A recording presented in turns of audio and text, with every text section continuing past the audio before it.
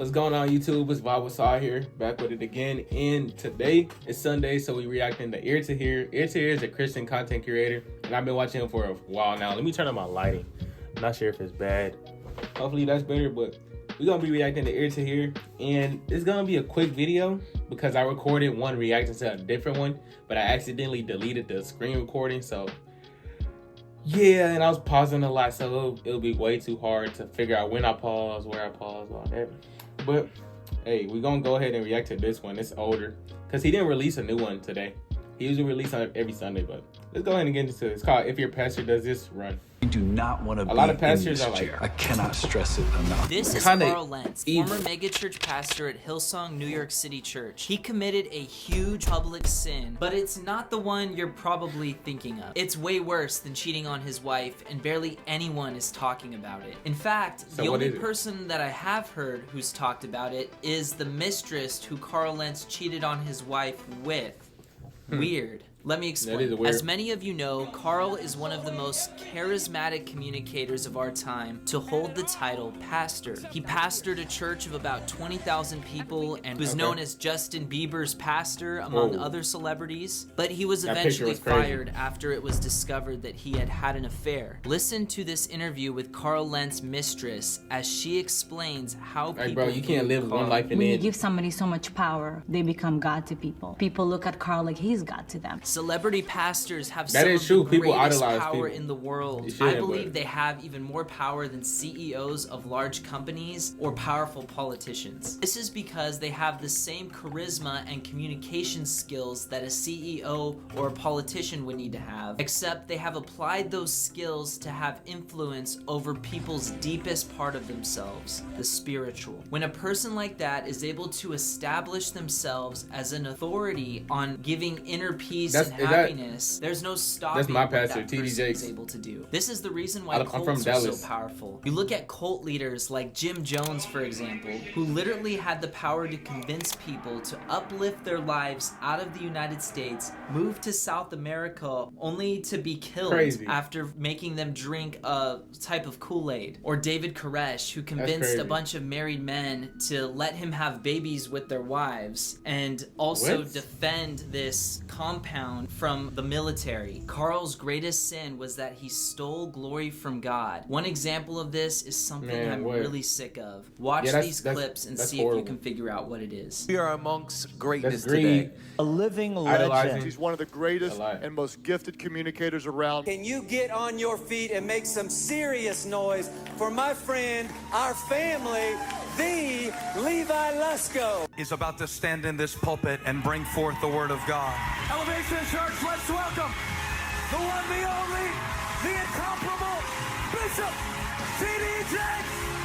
Yeah, I know. Celebrity pastors must stop redirecting worship that belongs to God in a worship service for God to their celebrity pastor friends whenever they guest teach at their churches. If you don't hear anything else I have to say, please listen to what God says in His Word about people who steal glory from Him. I am the Lord, that is my name, and my glory I will not give to another, nor my praise to carved images. Stealing God's glory is one of the worst sins because it goes directly against God's primary mission for the world, to fill the earth with His glory.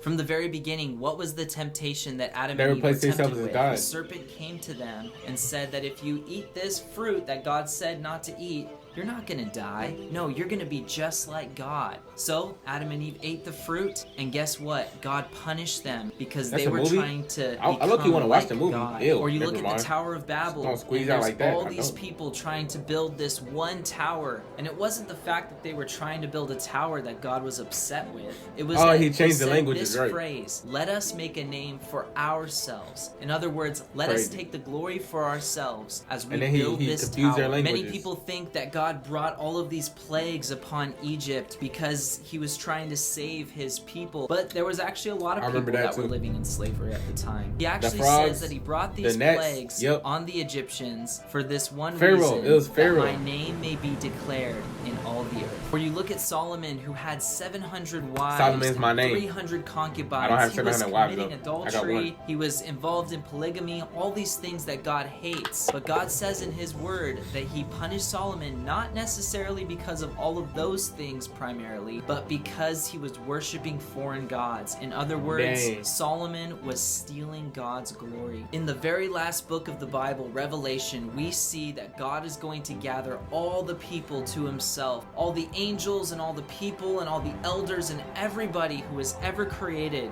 is going to say, "Worthy is the Lamb who was slain." Yeah. There was a guy who actually knew this pretty well. He lived in Jesus' time. He was baptizing people and he had a large following. But when Jesus arrived on the scene and some of his followers started following Jesus, he didn't get upset. Instead, he said these words, "He must increase, but I must decrease." As Christians, we should constantly be pointing people to God and his word, not to ourselves or some talented preacher. If you are someone who finds themselves binging celebrity pastors' sermons, Christian podcasts, and yes, even YouTubers like myself, I want to encourage you to turn off the device, get alone with God, and tell him all the ways you are thankful for him. Let's redirect glory to where it belongs. The only name under heaven by which we are saved.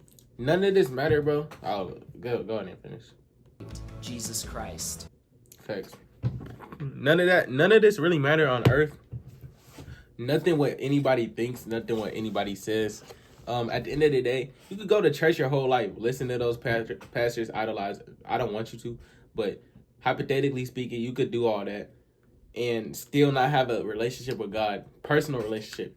You never gonna know if you have a real relationship with God until you're put in a situation where the only person who could save you is God. And not money, not drugs, not women, not men. Only God can save you. And you're going to know then. You're going to need to pray. You're going to need to get through it. But, hey, just don't idolize people. I like this ear to hear. Good video. If you enjoyed this, go ahead and like, comment, subscribe. I'm going to go ahead and post this ASAP. Then go to sleep because I'm really tired. And I'm going to the gym in the morning. Anyways, love y'all. I'll see y'all in the next one. I can teach you something. Show you how to move. I can teach you something. Show you how to groove. I can teach you something. Show you where that too. He wanna